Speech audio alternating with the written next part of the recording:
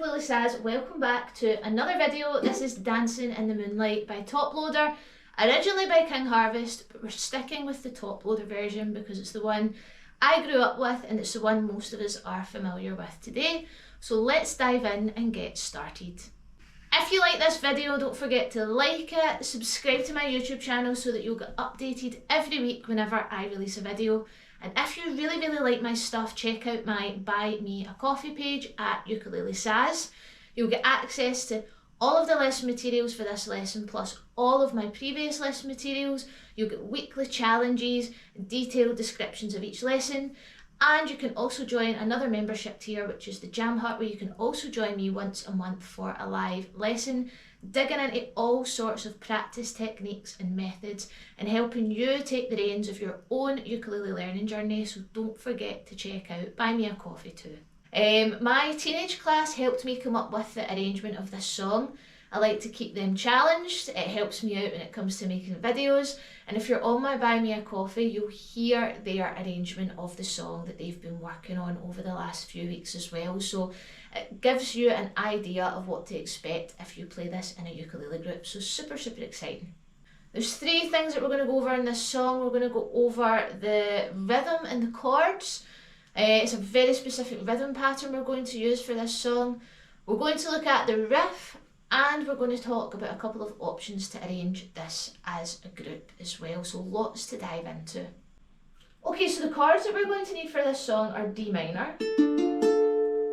We are going to need G. We're going to need C and A minor.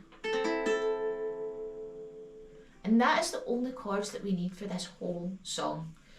Now, what's really important in this is the timing of the chord changes, because the timing falls off the beat. So the timing isn't just falling on 1, 2, 3, 4, 1, 2, 3, 4. A lot of the time we're playing on the ands. This makes a massive difference to the song because if you play it with the correct timing, it ties in with the riff a lot nicer and it sounds a lot more like the song as well. So the timing of the song goes as follows with the chord progression. So 1, 2, 3, and D minor, 3 and 4, and 2, and 4, C, and 2, G, and 2, A, D minor, G, C, G, A. As you can hear and see, I'm doing up strums for those chords apart from the D minor. That's the only one that falls in the first beat. And my suggestion is step 1 to do chords only. So let's try this together. 1, 2, 3, and 1 and 2 and 3 and 4 and 1 and 2, 3 and 4 and 1 and 2 and 3 and 4 and 1 and 2 and 3 again. 1 and 2 and 3 and 4 and 1 and 2 and 3 and 4 and 1, 2, 3, 4 and 1 and 2 and 3 and 4 and. Spend as much time on that as possible because that is the bit you want to ingrain, because if you get that bit right, the strumming should hopefully flow and fall into place. Step 2 is to do this with continual down-up strumming. This gets us used to the down-up, kind of pendulum robot arm movement that you want to keep going and flowing continuously. So let's see if we can get the exact timing of the chords, but with the continual strumming. So 1, 2, 3, and 1 and 2 and 3 and 4 and 1, 2, 3, 4 and 1, 2 and 3, 4 and 1, 2, 3, 4 and 1, 2, 3, 4 and 1, 2, 3, 4 and 1 and 2 and 3 and 4 and 1, 2 and again. 1, 2, 3, 4 and 1, 2, 3, 4 and 1, 2, 3, 4, 1, 2, one more time. 1, 2, 3, 4 and 1, 2, 3, 4 and 1, 2, 3, 4, 1, 2, 3, 4. Do that over and over. Stay on stage 2 for as long as you need to. Couple of pointers. It helps to emphasise when you change chords. So 1 and 2 and 3 and 4 and.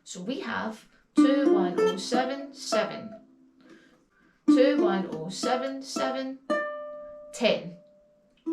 10 is on the string above, and it's with the pinky.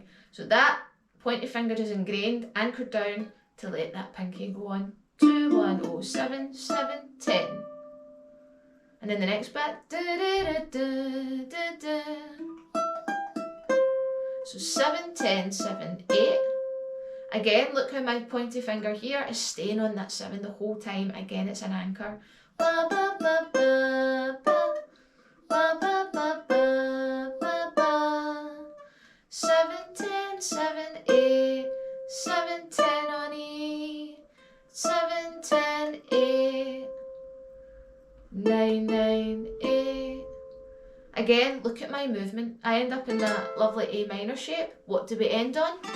An A minor chord. So a lot of the time when we're playing riffs and melodies, it will be based around the chord shape. So we start on D minor.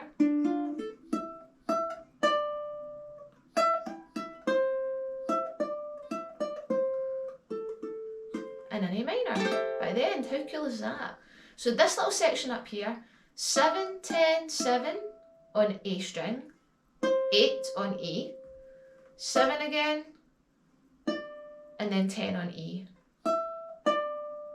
So 7, 10, 7, 8, 7, 10, 7, 10, 8, and then 9, 9, 8, 7, 10, 7, 8, 7, 10, 7, 10, 8, 9, 9, 8.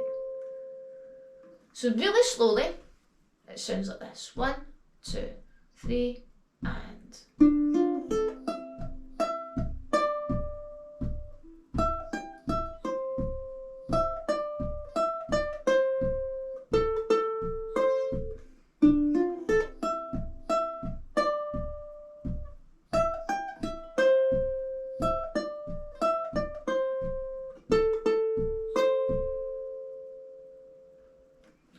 And that is the riff of the song. Like any riff, break it down into chunks, take your time and practice every tiny detail. Consistency is key. Make sure you play it the same way each time. If you would like to see this in a more close-up version, if you would like to see me playing it in a slower version, a faster version, then check out my Buy Me a Coffee post where you'll get all of those videos to go along with this too. Okay, so now we have the chord progression, the rhythm, we've got the riff. Let's talk about things that you can do in a group before we do a play along. So again, you'll see on my Buy Me a Coffee page, you can hear my teenage groups arrangement. What's really fun about this is you've got a riff in there, you've got the chord progression, so you can have maybe some people playing the riff while the others are playing the chord progression. You could maybe add in some twinkly chords, play some different versions of the chords up here just to add depth and layers to it. Especially when it comes to the choruses at the end, there's like 4 choruses in a row, and it can sometimes just be a bit repetitive if you play the chorus in the same way each time. So you could play around with dynamics. You could start full blast, everyone playing it, and then drop it right down to just single strums. Dancing in the moonlight, everybody's feeling warm and bright. And then you could gradually build that up again. It's entirely up to you, but what I would say is have some fun. Try different things, especially in a group. Have fun, have a laugh with it. It's a project. Record yourselves at the beginning just playing it as normal, and then record it after you've tried a few things and see the difference in how that sounds, because little things like that can make a massive difference to how you sound as a group overall. Okay, so now I'm going to do a little play along. We're going to play the intro, we're going to play verse 1, verse 2 and the chorus. There's lots of chopping and changing between the chords and the riff, and this is just for you to get an idea of how the song sounds. So 1, 2, 3 and...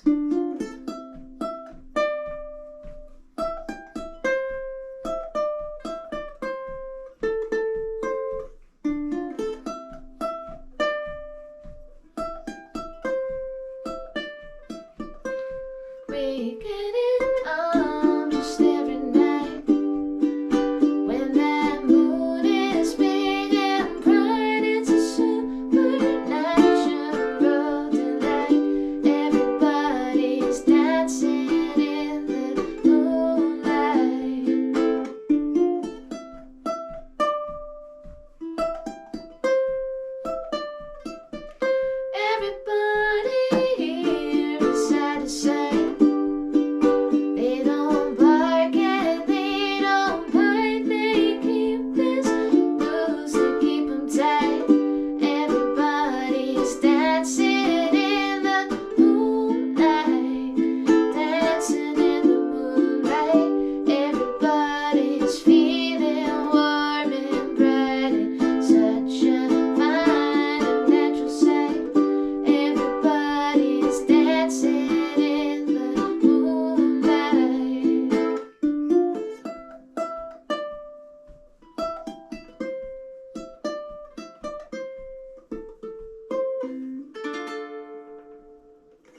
And that is Dancing in the Moonlight. It's a super fun song, it's super catchy, it's really exciting to play, especially in a group when you build the arrangement together.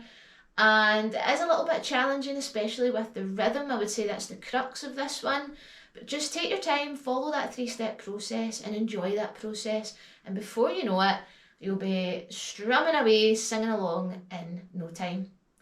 Don't forget to check out BuyMeCoffee for all of the lesson materials and resources. And I will see you the next time.